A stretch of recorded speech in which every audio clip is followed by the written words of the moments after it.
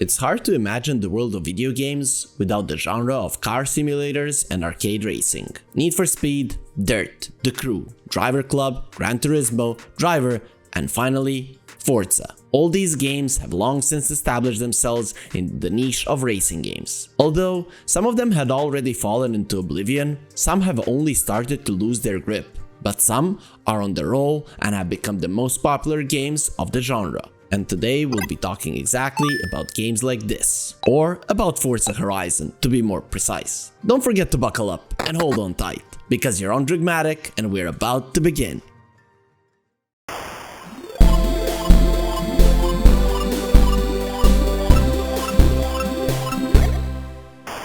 It's better to begin with the definition of a driving simulator, as it is way too blurred. In order not to spark heated discussions about what is a driving simulator and an arcade racing game, we'll do the following. I will briefly describe the game for you, and you'll decide for yourself what kind of game it is, a driving simulator or an arcade race. So, not only does this game have tons of settings for every part of the car, but these parts also change their stats as they get damaged. Thus, the car's handling will also change, depending on how much damage will it sustain and how bad will it be. In the end, the car may simply break down. Aerodynamics also plays an important role, so every slightest change in the car's body will have a huge impact on the handling. The tires also wear out, losing their original properties, which means the traction will worsen as well. The surface you're driving on affects not only the handling of the car, but also its speed and acceleration. Thus, for example, the same car will handle differently on dry and snow-covered asphalt. You have 3 seconds to answer what game it is.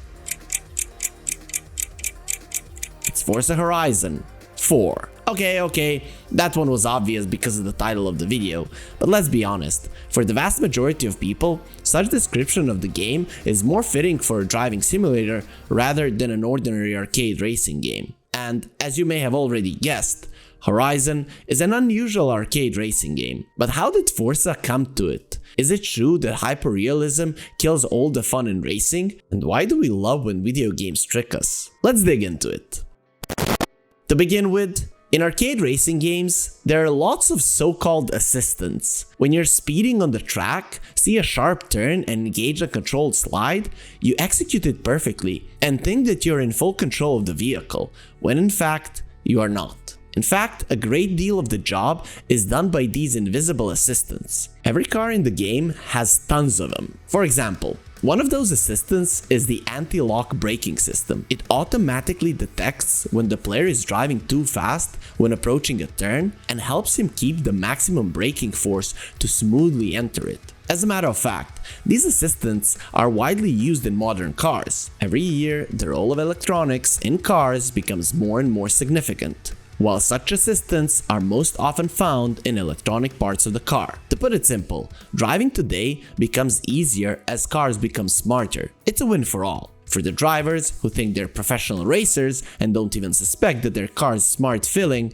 doesn't allow them to lose control of the vehicle. And for the pedestrians who are now much safer, although they may not be aware of it.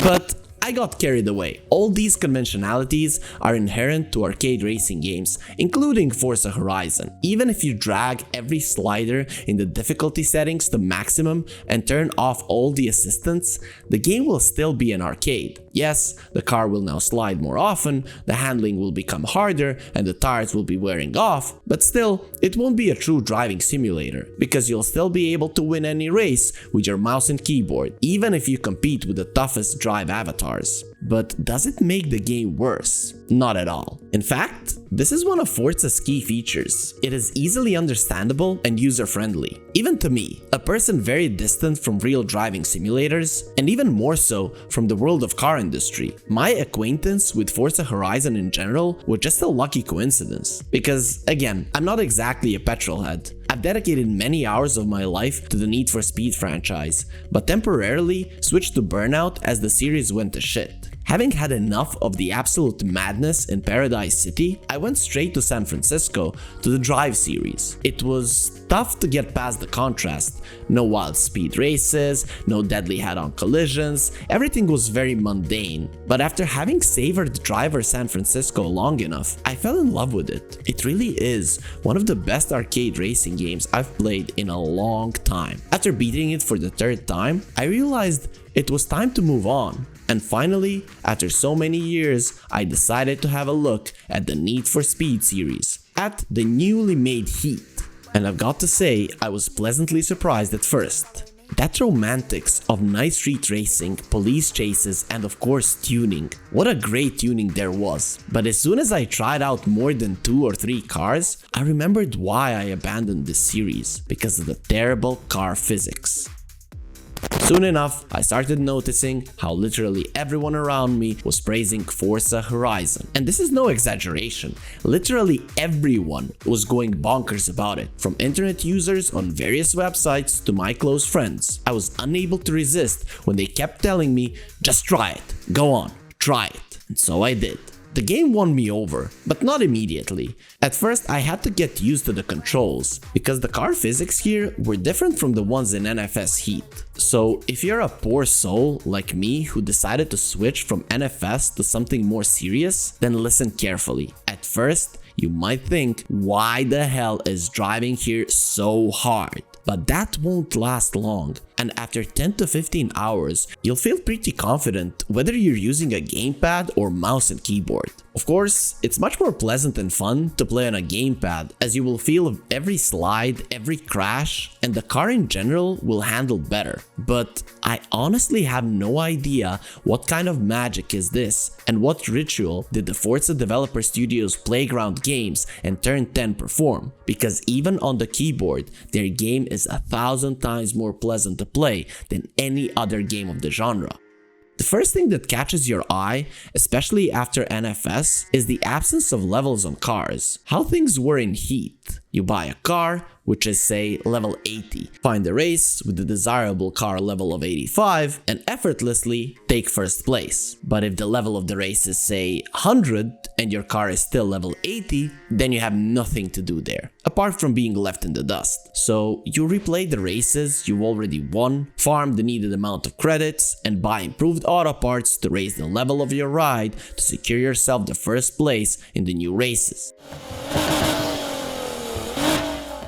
But boy was I surprised when I found out that in Forza there was no such thing. Of course, you're allowed to pimp your ride and raise its class, but it is purely optional. Unlike the previously mentioned NFS, which literally takes you into slavery and forces you to farm cash, the Forza Horizon tells you, bro, chill, forget all that crap.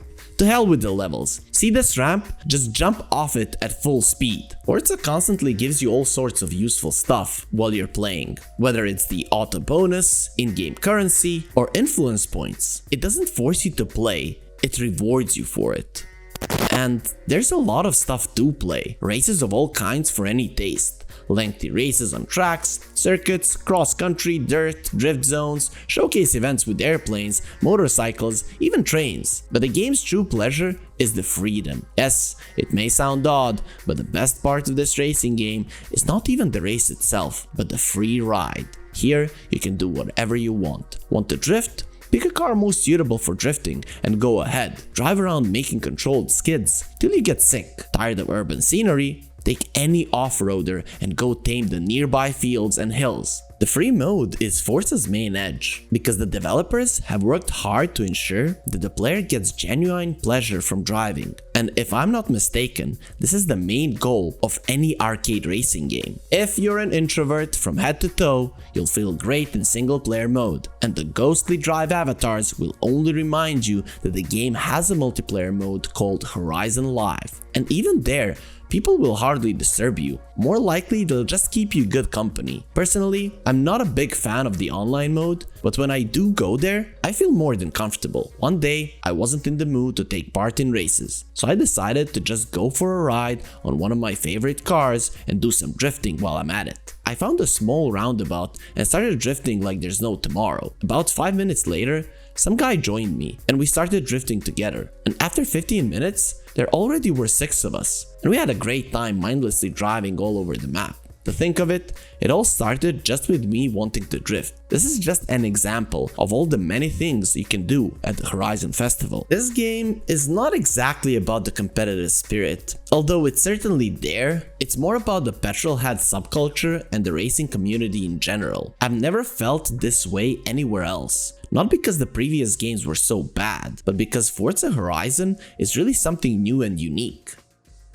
But nothing in this world is perfect. For many people, including myself, Forza's main downside is a very weak customization system. I mean, it probably is a great tool, but extremely hard to comprehend. You have to spend hours in the editor mode just to paint your car and put on a couple of vinyl stickers. Such a thing as visual tuning should be intuitive. You have to give kudos to Need for Speed in this matter, because the customization system in Heat is simply top notch. In Forza, the day is saved by the enthusiasts who single-handedly make and publish good designs. The other drawbacks are not as significant. For example, upgrading the car. At first, it was quite difficult for me to figure out what I need to upgrade in the car, to what extent, and most importantly, for what, especially without any hints. At the beginning of the game, there was just one tip that read, "That's the customization icon. Here you can purchase new parts for your car," and that was it. Unfortunately, the game forgot to tell what exactly should I purchase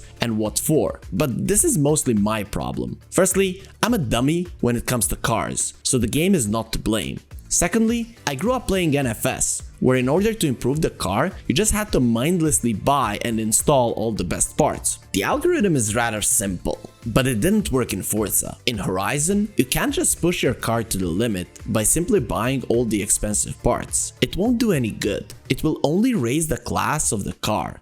For example, if originally your car was a decent B class and you upgraded it all the way to A class, then it will no longer be better than its peers and won't do nearly as good in the races against other cars of A class. Anyway, just a couple of YouTube videos about the customization system in Forza Horizon 4 and this gap will be filled. I'm sure many people blame Forza for its poor car destructibility, but let's be fair, in this case, we will have to blame all other driving simulators and arcade races, because in no driving simulator will you see a car of any renowned brand getting smashed to pieces, all thanks to the license agreements signed between the studios and the copyright owners. No car company will allow any of its cars being flattened in a game, because supposedly it spoils the image and creates an impression of unreliability of the car. Not to mention that such companies as Mercedes, BMW or Lamborghini will never allow any game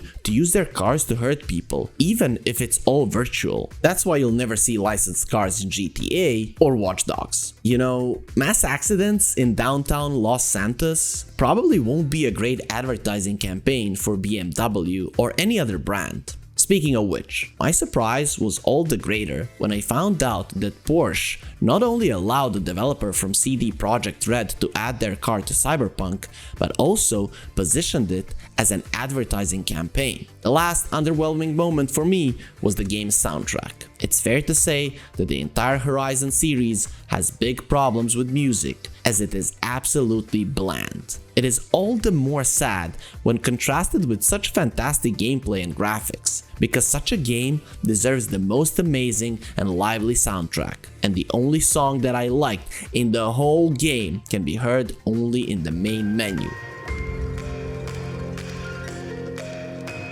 But back to the question. How did Forza end up making arcade races? A little rundown on the series' history. Forza started off back in 2005 under Microsoft's management. For the Micros, the upcoming project was of great importance, because the first Forza, titled Motorsport, was supposed to be the response to Gran Turismo. While PlayStation 2 had the best car simulator at the time, the guys from Microsoft were only scratching their heads and thinking how they could get a similar exclusive for their platform. After a moment's consideration, they assigned the job to the developers from Turn 10 Studios, headed by Dan Greenawalt. Turn 10 was founded in 2001 under Microsoft, and at that time, the development team only had the chance to publish Project Gotham Racing and Golf 4.0. From the very start, there were problems with the game. The main issue was an extreme level of realism or complexity of controls. It depends on how you look at it. According to Dan himself, the initial build of Forza Motorsport was a great driving simulator, but a rather weak example of a game as a whole, entertainment-wise. In other words, for an ordinary gamer, such game would turn out to be unbearably boring. Naturally,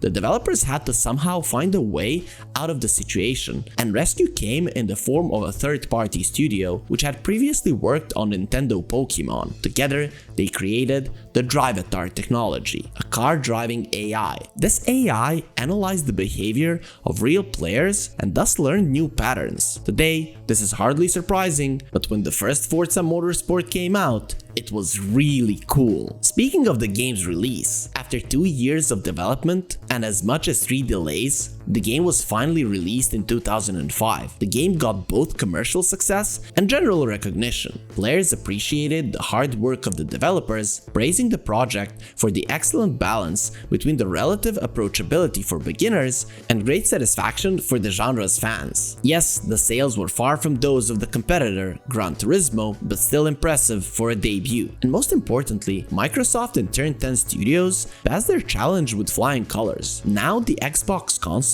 had its own exclusive, expensive, and high-quality driving simulator. Years passed, and despite that every new Forza had slightly better physics, improved graphics, and a larger fleet of vehicles, the series almost began to stagnate. And while players and critics' scores were consistently good, the sales began to drop, although not significantly. However, the wise management of Turn 10 Studios decided not to make the situation dire and act immediately by refreshing the gameplay and the overall impression of the game. So it was decided to make a Forza spin-off called Horizon. The developers were faced with quite a task: to make a game that would inherit the realistic car physics from the Motorsport series, yet would be much more accessible for a newbie. More than that, now all the fun had to take place in a vast open world and not on a circuit track. To this end, it was decided to hire a third-party development team from Playground Games, which had previously worked on such racing games as Driver, Dirt, and Grid. Turn 10 Studios only supervised the development of the spin-off, while Playground Games did the bulk of the work. The outskirts of Colorado were chosen to be the prototype of the in-game world. To make the landscape more detailed, the developers had to make more than 50,000 photos of the area, and it was certainly worth it. Because along with usual highways, the game also has snow-covered mountain roads, plains, and foothills. The icing on the cake was the fictional Horizon Car Festival, inspired by the actual Coachella Music Festival. Apart from circuit races that many had grown tired of in the Motorsport series, Horizon also offered much more open-type ones, like rally, drifting, or long races on the big map. The key feature was the random races that players could do with each other online. The Horizon Festival itself constantly rewarded racers with all sorts of goodies, whether it was a new in-game event or an extremely rare car. As a result, the emphasis shifted from the races to all sorts of interesting events and activities that the Horizon Festival offered in abundance. This very approach ensured the success of the freshly made spin-off. High scores from players and critics came quick. Most were praising the game's open world and its well-designed online mode. To sum up, Forza Horizon was a really fresh take on the racing genre. The game balances perfectly between a serious simulator and an arcade racing game. This successful formula gave birth to the new development vector of Forza that is now thriving. Years later, Horizon 4 evaded the fate of being just another part of a stagnating franchise and became more of a distillate of all the good aspects from the Motorsport and Horizon series. You know, the history of Forza series and the path it took to create a distinctive spin-off explains not only the success of the arcade version of the game,